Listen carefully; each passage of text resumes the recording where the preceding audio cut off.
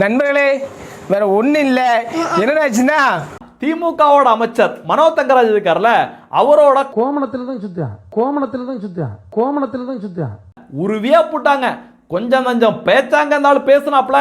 வாயை திறந்தாலே வன்மம், வாயை திறந்தாலே மதவெறி தான். இந்த மனோ தங்கராஜுக்கு குமரி மாவட்டத்தில் சீட்டு கொடுக்கல, திமுகவிலிருந்து சீட்டு கொடுக்கல, உண்டியல் கம்யூனிஸ்டுக்கு அவருடைய சீட்டை தூக்கி கொடுத்துட்டாங்க அப்படிங்கிற செய்தி வந்தோடனே ஒட்டுமொத்த குமரி மக்களும், ஏன் திமுக காரங்க கூட பட்டாசு வெடிச்சு பயங்கரமாக கொண்டாடிட்டு இருக்காங்க.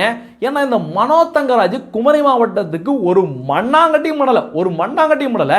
நம்ம இந்த மதவெறியோட பேசி மதவாதத்தை தீவிரமாக பின்பற்றினாலே நமக்கு ஒரு மதவாதிக குரூப் இருக்காங்க, அவங்க ஓட்டு போட்டுருவாங்க, இளிச்சவாய் இந்துக்களும் சேர்ந்து ஓட்டு போட்டுருவாங்க அப்படிங்கிற ஒரே நம்பிக்கையில் தான் மனோ தங்கராஜ் ஜாலியாக சுற்றிட்டு இருந்தாப்புல.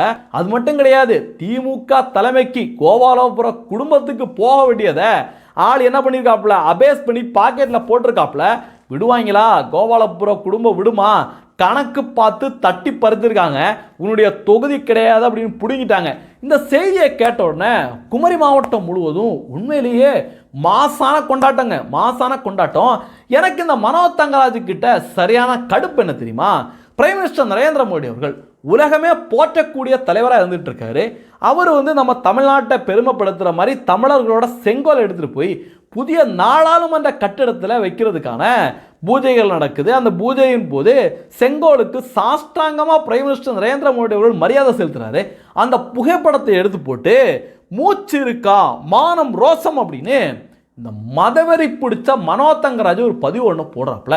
ஏன்னா மனோ தங்கராஜ் இப்படி பிரைம் மினிஸ்டர் நரேந்திர மோடி அவர்களை தரந்தாழ்ந்து விமர்சனம் பண்ணா, பிஜேபியை விமர்சனம் பண்ணா, குமரி மாவட்டத்தில் ஒரு சில மதவெறி குரூப் இருக்கு.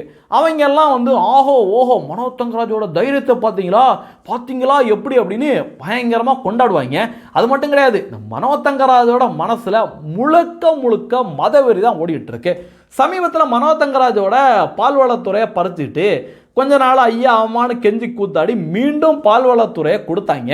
அந்த நேரத்தில் இந்த பாஸ்டர்கள் இருப்பாங்கள்ல, தமிழ்நாட்டில் முக்கியமான பாஸ்டர்கள், பால் தினகரன் போன்ற பாஸ்டர்கள் எல்லாரையும் போய் சந்திச்சு, நான் யார் தெரியுமா, நான் கிறிஸ்தவரோட பிரதிநிதி அப்படிங்கிற மாதிரி பயங்கரமான ஒரு பில்டப்லாம் பண்ணாங்க. ஆனால் என்ன பில்டப் பண்ணாலும் நீ என்ன பேசுனாலும் முடியாதுப்பா, எங்களுக்கு வர வேண்டியதை நீ ஏன்டா எடுத்த அப்படின்னு திமுக தலைமை இன்னைக்கு மனோ தங்கராஜா வச்சு செஞ்சிருக்கு.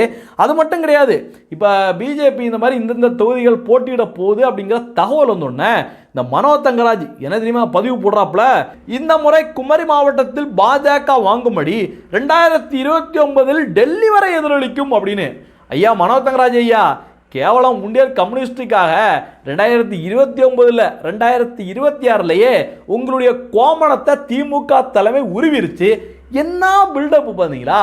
திமுக வேட்பாளர்களை அறிவிக்கிறதுக்கு 2 நாளைக்கு முன்னாடி, ஏன்னா பத்மநாபபுரம் தொகுதி நமக்கு மதவாதிகளோட சப்போர்ட் இருக்கு, பாஸ்டர் இருக்காரு, பால் தினகரனோட சப்போர்ட் இருக்கு, சும்மாவா நமக்கு தாயா சீட்டு அப்படின்னு இந்த மனோ தங்கராஜ் தெனாவுட்டா இருந்துட்டு பாரதிய ஜனதா கட்சியை பற்றி பிஜேபியை பற்றி இந்த மாதிரி பதிவை போட்டோன்னே மனோ தங்கராஜுக்கு சீட்டு கிடைக்கல அப்படின்னு தெரிஞ்சோடனே டைரக்டா எல்லாரும் அந்த போஸ்ட்டுக்கு கீழே போயிட்டாங்க. கமெண்ட் செக்ஷனில் காரி கழுவி சாணியால அடித்து வச்சிருக்காங்க. படிக்கிறேன் கேளுங்க. குமரியில் மலை தப்பியது, மனோ தங்கராஜ் போட்டியிடல அப்படின்னு தெரிஞ்ச உடனே குமரியில் இருக்கின்ற மலை தப்பியது அப்படின்னு ஒருத்தர் பதிவு போட்டிருக்காரு. இன்னொருத்தர் பாருங்க, கொஞ்சம் நஞ்சம் பேச்சாடா பேசுன, கடவுள் இருக்காண்டா அப்படின்னு சும்மா வச்சு செஞ்சிருக்காரு. இன்னொருத்தர் பாருங்க, இந்த வருடம் நீ கோமணத்துக்குள்ளதான் இருக்கணும், வெளியில வரவே முடியாது அப்படின்னு சும்மா சம்பவம் பண்ணிருக்காங்க. இப்படி குமரி மாவட்ட மக்களே மனோ தங்கராஜா போட்டு நார கிழிச்சிட்டு வர வேலையில வெக்கமே இல்லாம பிரைம் மினிஸ்டரை பத்தி இந்த மனோ தங்கராஜ் என்ன தெரியுமா பேசியிருக்காப்ல பாருங்க.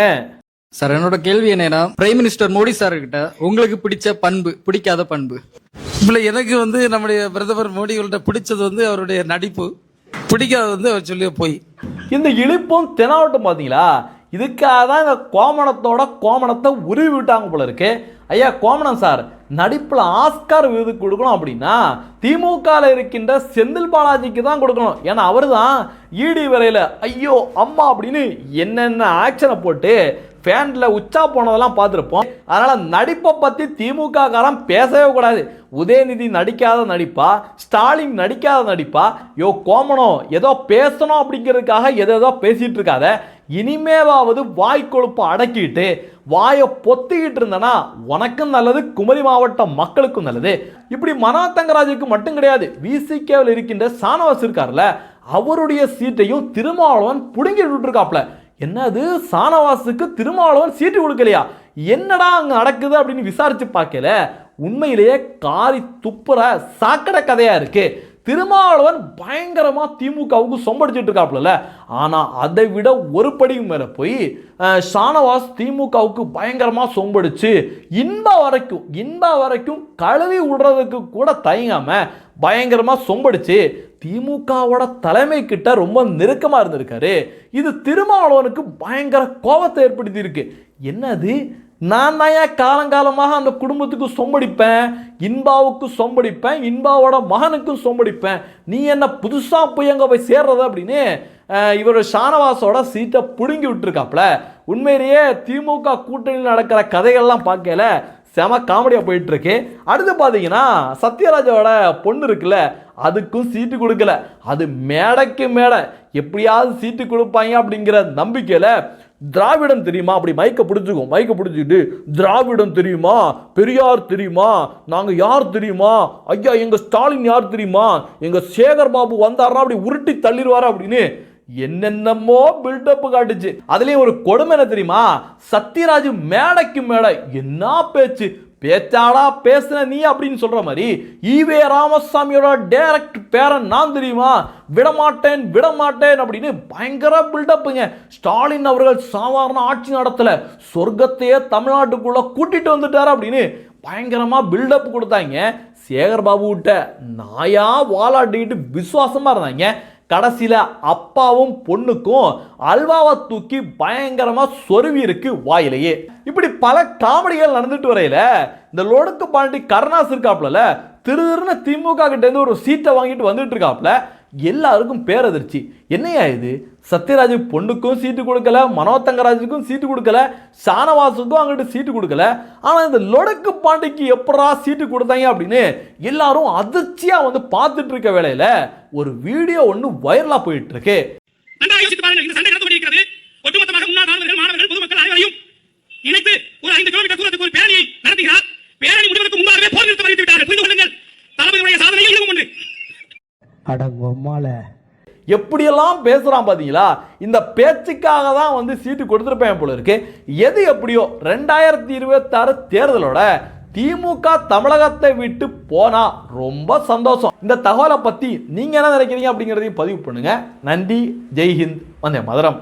தேசியவாதிகள் அனைவருக்கும் வணக்கம். நம்முடைய பாரத் வாஸ் சேனலுக்கு நீங்க ஏதாவது உதவி பண்ணணும் அப்படின்னு நினைச்சீங்கன்னா டிஸ்கிரிப்ஷன்ல டீட்டெயில் கொடுத்துருக்கேன். நன்றி.